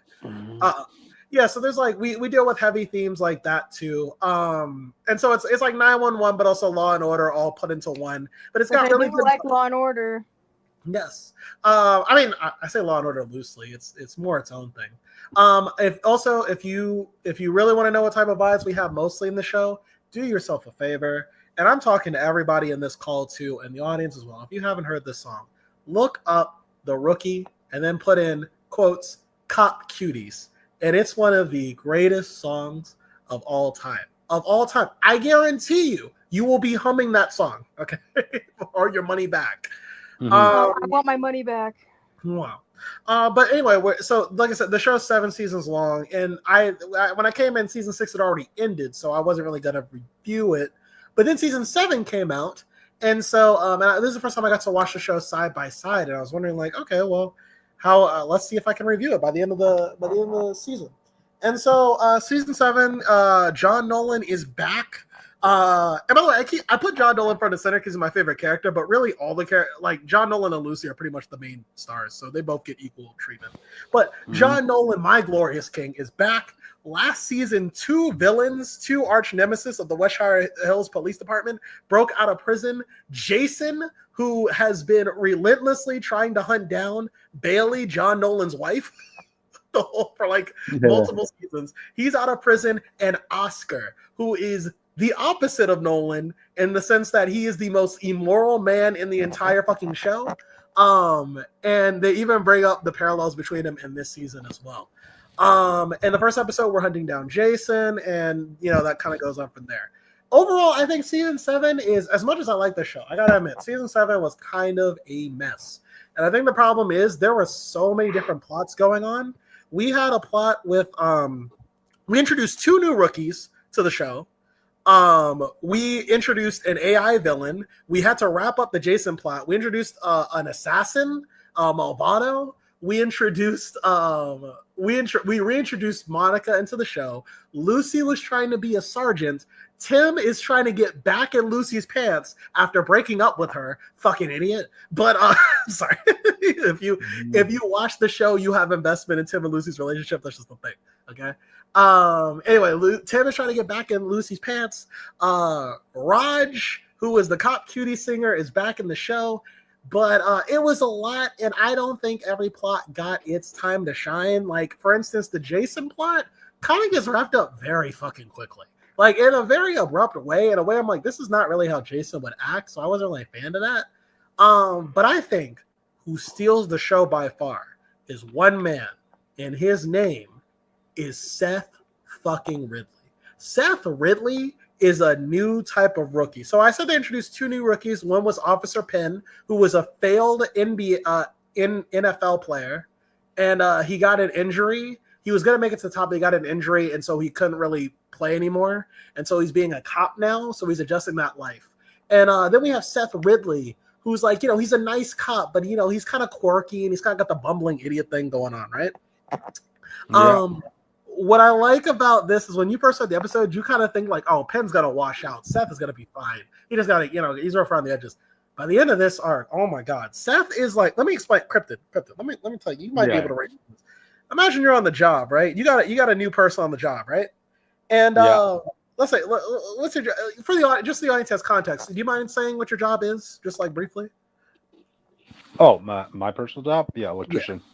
Electrician. So imagine you have an electrician and he's constantly putting you in danger. Like, he's letting loose wires, let loose because he's not paying attention or something like that. He's using the wrong equipment for the job. And you're trying to be patient with this guy, but he's just messing up. And then he starts saying things to you. He's like, oh, well, I'm sorry. I had a cancer diagnosis. So I'm dealing with my cancer. You're like, oh, well, I'm sorry. I'll make accommodations for that. And then he says at one point, maybe after one of his mess ups, he's like, I'm sorry, I'm a bit distracted. My ex-girlfriend died because she was strangled by an electrical cord or some shit. You're like, oh, Jesus Christ, man. Okay. And you're feeling sympathy for him. But then you start noticing that, like, his stories aren't adding up. And that's Seth Ridley the whole season. And you find out that this dude is a pathological liar to the point that he lies about having cancer. Oh, dude, what the fuck, man? Yeah, he uses cancer. He's like, I have a cancer diagnosis. And so his TO is Lucy Chen originally. And Lucy's never been a TO before, so this is interesting. And Lucy keeps trying to give him chances after chances, but then she's like, I think this guy keeps lying. And she keeps uncovering like that everything he's saying is not exactly 100% accurate. And then she finds out that he lied about his cancer. And when they confront him about it, he's like, he confronts about it, and then they have like this really cool scene where we're Gray, who's like the black guy at top, and he's like, listen, you need to provide proof of your cancer, or you're fired. And the guy's like, I will not submit to this injustice. You all are discriminating me. Isn't that a violation of HIPAA? Say it again. Isn't that a violation of HIPAA or something? No. So the way they explain it is when you are a rookie, especially, they need to know, like, you have a slightly less rights. For instance, I think this came in when John Nolan got framed by Armstrong in an earlier season. For instance, like, cops have the right to remain silent, but they could lose their jobs if they're implicated in a crime. So, things like that. So if Seth is saying that he has cancer, and it's believed that he might be lying, they have the range to say, you need to provide proof of this, or like you're out of the program, basically. But I remember just like every week Seth was on screen, I was interested because at one point he actually nearly gets Lucy and Tim killed on accident, and they never find out. But he nearly gets them burned alive because he's so incompetent at the job. And I remember, and so he got fired. I was like, this is awesome. And then I was hoping that maybe they're going to bring him back as a villain or something like that. But they did bring him back. And I love the way this arc concluded. Basically, everyone in the station knows he lied, not just the main characters, like everybody. And he comes back, and I kid you not, he walks into the police station, and everybody turns away from him. Their backs turn to him and just like folds their arms to not look at him. It's kind of fucking creepy. Like they shun him. Basically, he lied. He said that so even though he lied about his cancer, he told he sued the police department, and he said like, well, it turns out actually I thought I had cancer, but my doctor misdiagnosed me. He was a fraud or something. I was like, all right, bro. But I like this, right. I like this episode though because John becomes his TO. And I like this because John Nolan's mother, if you know anything about him, his mother was a pathological liar. He's dealt with liars his whole life. Okay. Mm-hmm. So when Seth does the whole like, listen, just so you know, like he was like, listen, I don't care. More so, I don't believe you. Okay. My mother was a pathological liar, so I know how the trick works. Here's the deal. I'm not gonna believe anything you say unless if I get secondhand verification from a trusted source. Until then, don't even talk to me. Okay? No. And I like this because Seth can't lie his way around Nolan. Nolan knows better. But what I think was a great ending for his arc. At some point, they get into a shootout, and Nolan's about to get shot in the back with a shotgun, and Seth actually saves him, but Seth gets his leg blown off. And oh my god, let me tell you, like the scene where he gets his leg blown off, this actor is conveying pain in a way I've never heard it before. Like I have the clip on hand and I can't share it here, but when he screams, I thought they actually blew the actor's leg off. Like it was so you're like, at this point I believe it. Right.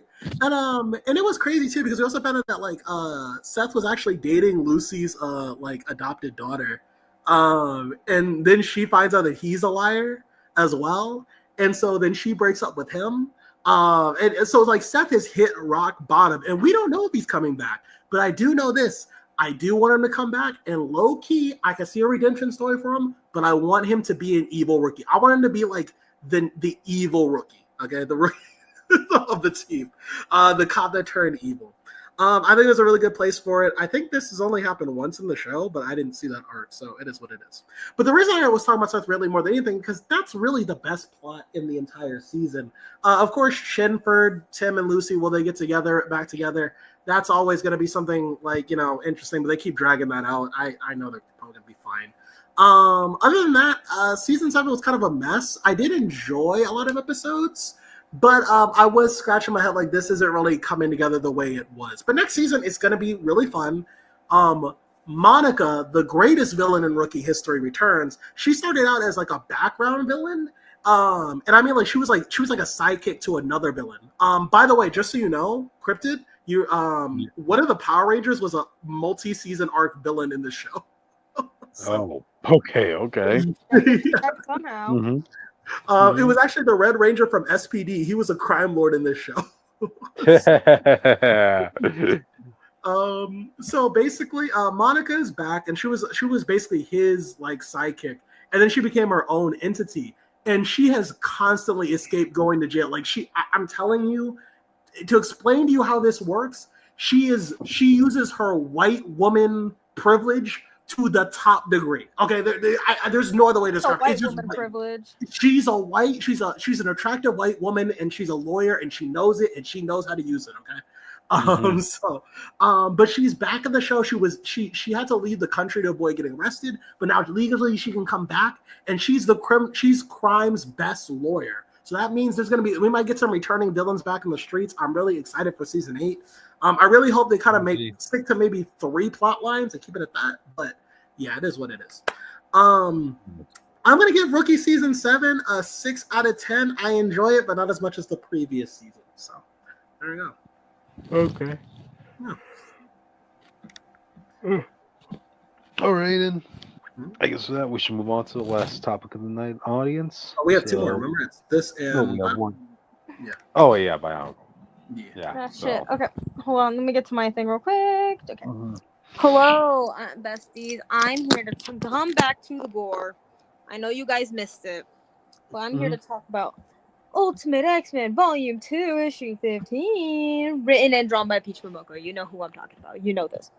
Anyways, we got the cool cover. Look how cool this cover is, by the way. It's so sick. Anyways, we know the cast. We all know.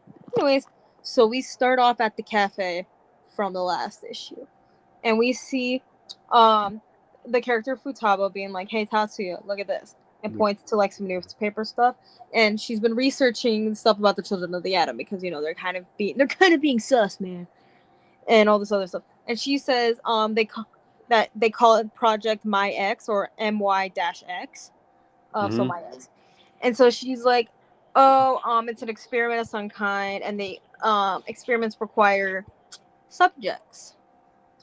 And so Tatsuya, who, if you didn't know, is Kanon's brother in this, he's like, so you think #meat case is one of them? And Futaba's like, yeah, look here, like Meister is like talking about something called the quote-unquote astral plane. It's how he plans to create what he calls quote-unquote true homo superior, a master race, because he's based off Mr. Sinister, because of course he fucking would. It's Mr. Sinister. Right. What'd you expect? And she's like, okay, we're in deep, but we need to go further. So be ready. They're like, trust me, there's a chance that we won't be coming home. And so, they get interrupted by this lovely harmony over here, giving them some food. And Tatsuya's like, yes, food. And don't forget about the coffee and all this other stuff, Anyways, so they get to Eden. They get to talk some more. And so Tatsuya's like, okay, so this astral plane sounds dangerous. Like, what do we do? And he's also like, I quit the police. Like, I don't have access to their intel anymore. And Futaba's like, actually, I made contact inside the Children of the Atom. So, yeah. And Tatsuya's like, do you think we can trust her? And Futaba's like, I trust her aura. Like, it's the same as mine. Plus, she's friends with your sister.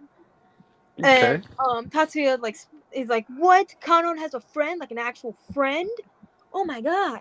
Like, imagine that. Kanon has a friend instead of just being a delinquent kid running around. So anyways, we cut to the temple of the children of the atom, and we see some kids surrounded. This one person who has like cool magical abilities. It's purple, by the way, if you couldn't figure it out.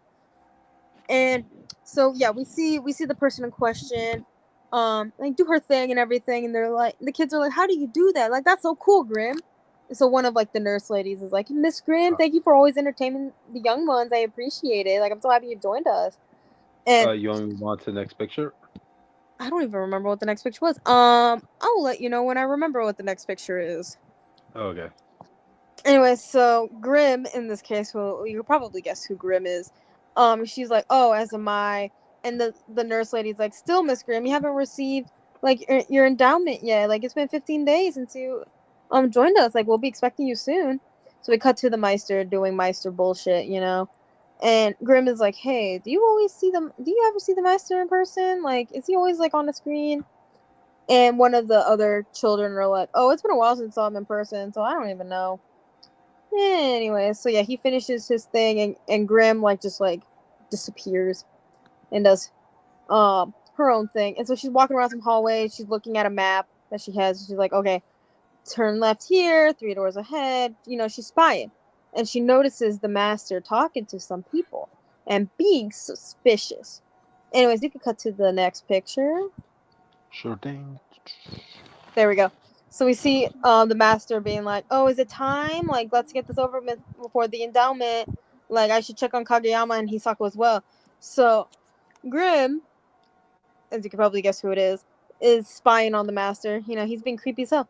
And she's like, oh my goodness. She's like sweating. She's like, oh my god.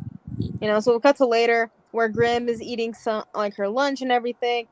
And we see another person that we recognize, okay? We see Miss Surge over here, and she's like, hey, are you new? Like, I swear I've seen you before.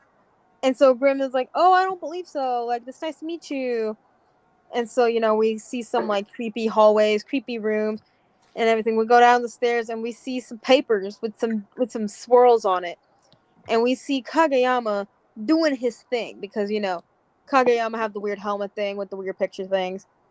And Viper's like, okay, what the fuck is he doing?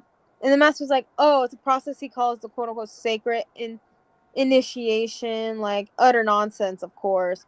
Although strings and papers don't really do anything, but as long as he believes it, it's good enough for me. And so, like, Viper's like, and this time you're certain he can't see your heroes? Like, I don't need him to be slipping into my head like last time, bitch. And he's like, absolutely, like, we fixed it. Don't worry about it. So you also see like this weird little like voodoo doll puppet type thing with Hisako's face on it, like it's like drawn. You get the idea. And so the Master's like, as long as we give him what he wants, like he's happy to be here. And Viper's like, okay, you're sure all he wants is Hisako? And he's like, yeah, but we need to find a way to wake her up. Like, he'll only be satisfied with her for so long in that state. Which is so creepy. Oh my god. Where is Rennie when we need her? Like, I know damn well she would have pulled up and killed some bitches. I know. We can only handle so much gore for one night on I'm not even at the gore yet. I'm not at the gore yet. Dang. Okay. I'm not there yet. Anyways.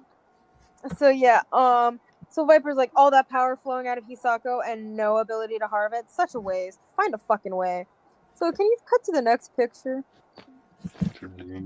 So Kageyama in his Shadow Kick form, he keeps saying Akihiro. And I wonder why. I wonder who that is. I wonder who. He's like, I must kill Akihiro or they will come. Like, Akihiro. And we cut to Akihiro, who is kind of being crucified on an X type thing. Still no skin. No skin. Because why would he have that? I'm just saying he's probably doing better as Helverine than whatever the fuck's happening here. Okay? Yeah. Like, what is happening over here? If I ever get to meet Peach Momoko and have a conversation with her, I'm going to ask her about Akihiro. I feel like that's an important question for me to ask. Anyways, so as he is like over here with all the fucking tubes in the world in his mouth and back, we see this girl being taken to a bed. And she's obviously freaked the fuck out. She's just like, no, please, I don't wanna. And so, like, obviously, still more Akihiro black bubbles.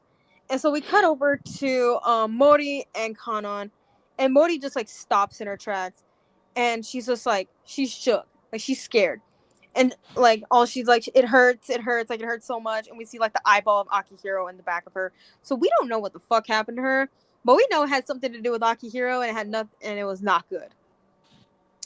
So that's not fun. And so obviously Kanon's gonna check up on her friend. She's like, Mori, are you okay? Like, what's wrong? And Mori's like, leave me alone. And so Kanon's like, okay, let's go back to May. Let's figure this out. And May's like, what happened to her? And Kanon's like, I don't know. Like, we were just tagging under the bridge, and suddenly she yelled out like she was in pain. And Mori is like in like a sad state. You know, she has like a little tear down. She's like, I don't know. Like either I was like fine, but then so much pain. Like I was being ripped apart.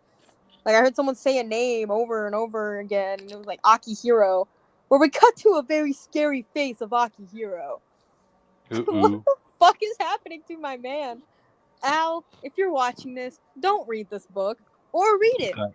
It's up to you. Don't you want me go to the next picture? No, not yet. Oh, okay. I will let you know when. So Mori's like, oh yeah, I saw a face. It was scary. That was Akihiro. Like it felt like a memory, not mine, but someone else's. I don't know, man. It felt real as hell. You can now switch to the next picture. There you go. That's what you get out of scary Akihiro. Dang. So basically Mori's like, he was looking at my body torn to pieces. I saw his eyes, the symbol, children of the atom. Like it was a gateway, and then I saw Hisako. And May is like, if we can find this guy, we might find Hisako. And Mori's like, don't forget about Natsu. Like, we can't forget about her. And so Kanon's like, okay, one thing I know, this is too big for us, and we need Nico. And so we see in the crack of the door, we see this person in a mask. So Kanon goes to check it out, be like, huh? Like someone there? Like, what the fuck is it? So, was that the last picture I posted? There was one more. Okay, can you put the last picture? Thank you. So we got to see what Akihiro looks like before he lost his skin. Before he didn't have skin. He had a pompadour. Thoughts on a pompadour? It's better than the mohawk that he's had for years. Yeah, it's not for everybody, but I think he can pull it off, you know? Yeah, it's better than the fucking mohawk. Everyone say thanks, Peach Momoko. Thanks, Peach Momoko. Anyways, so Futaba's like, okay, check this, Tatsuya. I did some digging. You see this old photo of this random guy? Well, his name is Akihiro. We don't know his age, we don't know his address, but by some accounts, he might be the first mutant. By others, the first test subject. Either way, associated with the Children of the Atom. We don't know how the fuck happened, how he got involved, but all you need to know is that he's involved. And so she's like, here's where things get worse. Like, word is Kanon and her friends are looking for someone, and that someone have gotten on the cult's bad side enough to get kidnapped. Like, Akihiro seems to be the key to everything, including the astral plane. And so you know, we get the melon soda, obviously, because melon soda is very important, guys. Okay, in this story, very, very important.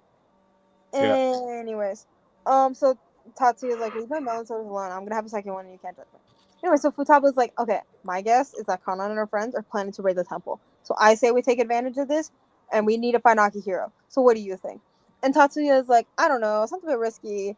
And you're not even sure if this guy is at the temple anyways. And Futaba's like, I've seen some people go in and out of there, definitely not members. I'm willing to take this chance, okay? And so basically Tatsuya's like, are you sure Kanon's involved in this? And Futaba's like, I am sure. Trust. And so basically he's like, and all this time I've been hiding. Look, she's my sister. I don't want her to get hurt, but knowing Kanon, trouble's already found her.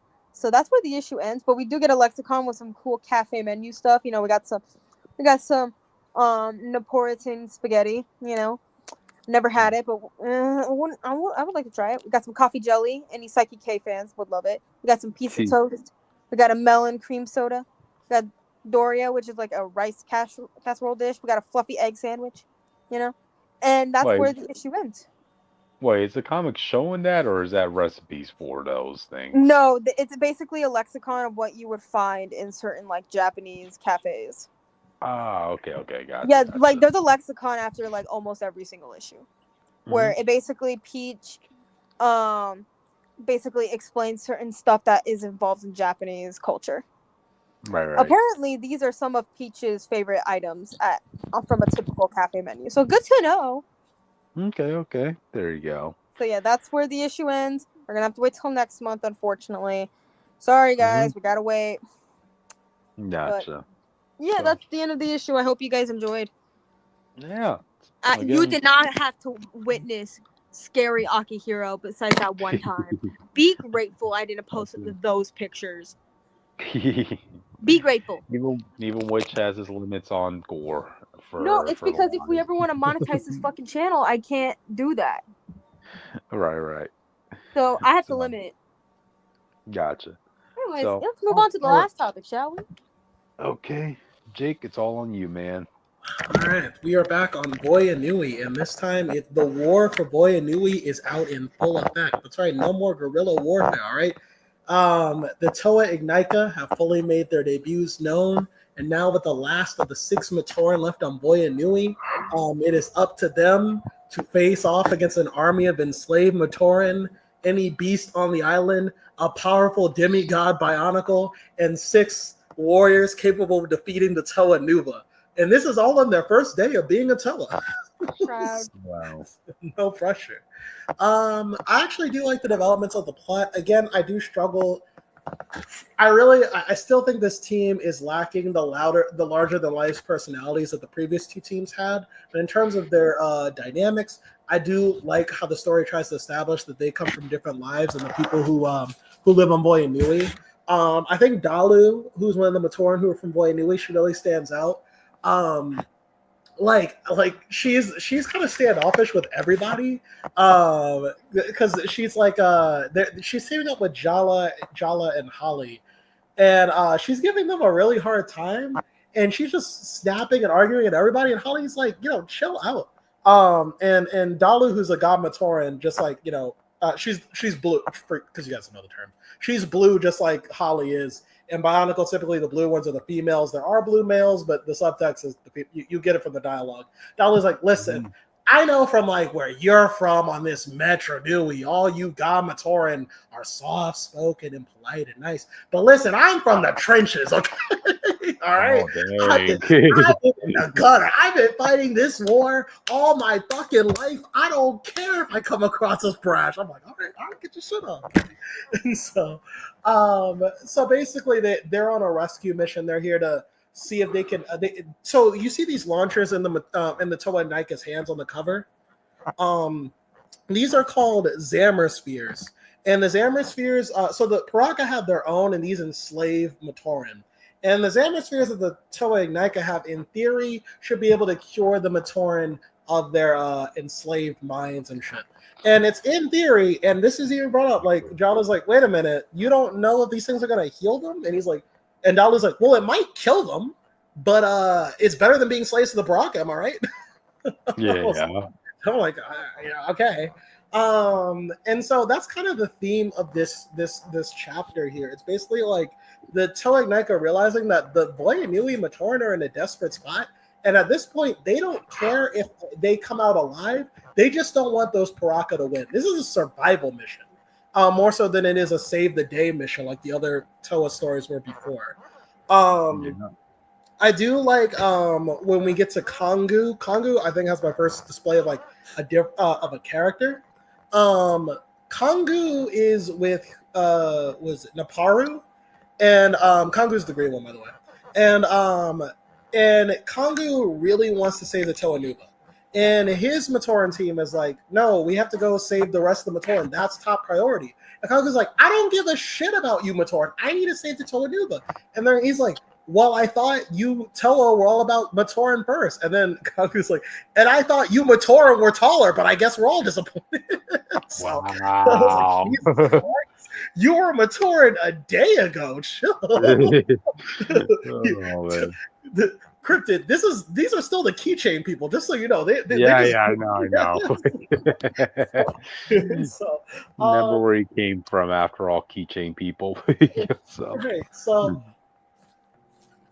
sorry, I was drinking something, but no, but Conga, I like the way Conga breaks it down. It's like, listen, from his perspective, he might be a Toa now, but he was a Matoran first, and when he was a Matoran, the Toa Nuva were the beacons of hope. They always saved them. Like, no matter how bleak it was, the Toa Nuva were there. So, like, now they're in trouble, and he has the power to help them. He's like, listen, I feel like I owe them more than I owe you people I don't know.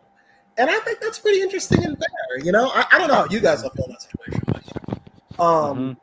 Like if you were on Boyanui and you were told basically like, listen, I care more about my heroes than you guys. Like, would you feel like this dude's being a jerk, or would you feel like he's being fair? Ooh, that's a difficult position to be in, man. Right. So. Yeah, I think for me, I would understand it, but like, no, fuck you, I'm more important than them. Whatever. So, but they do wind up finding the Toa Nuva's mask, which is a bad sign because the masks are clearly trophies of a victory. But they don't know if this means that the Toa Nuva are dead or not. They just mean this. There's more of a chance that they're dead than ever. And I do like that we get like a brief moment where Kanju's a bit sad. Like the Toa, Toa and Night are sad by this stuff.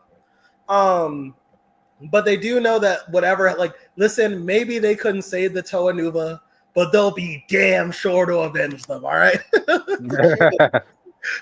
So, but the Toa and Nika do rally together, and then they run into the Paraka again, and I like this part too, because, like, Zocton's like, all right, so, like, now we're meeting the new Toa. How about we, like, end your miserable lives? And Jala's like, it's like Jala's got them, they got them surrounded. He's like, listen, all right, you got two options here. One, you can get the fuck off this island and leave far away and never come back.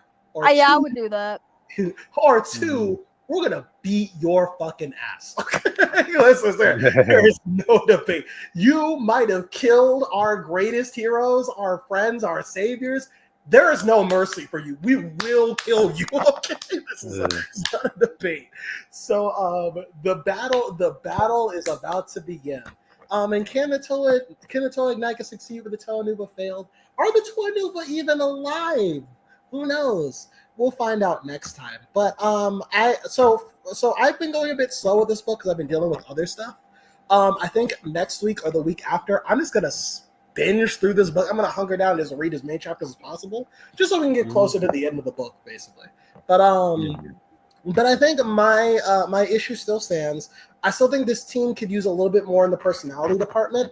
Now, this won't be their last book. They have one more after this, and I've been told again that the Mataro, who's the white Toa in front of you, he's not even the leader of the team. He's front and center. I've been told that he's the fan favorite of the franchise. I'm still not seeing it, but we'll see. I'm expecting I'm hoping for more character development from this team, like the teams prior. So, but yeah, it's a fun read. I still think the story itself is more enjoyable than the character dynamics, which is weird because usually Bionicle is good at both, but the story's still carrying it.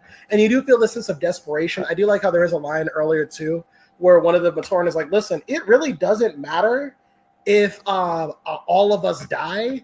All that matters is that the Mask of Life does not lie in the Paraka's hands. Like, you have to be willing to do whatever it takes to stop the Paraka. And they're like, well, that's not usually what Toa do. Usually we find a way to save everyone. He's like, yeah, well, we're not on Metro Nui anymore, so, like, fuck off. So, yeah, shit got real. But, yeah, I'm enjoying the book. Just not as much as the Metro Nui saga so far, but, you know. Gotcha. So, yeah, audience.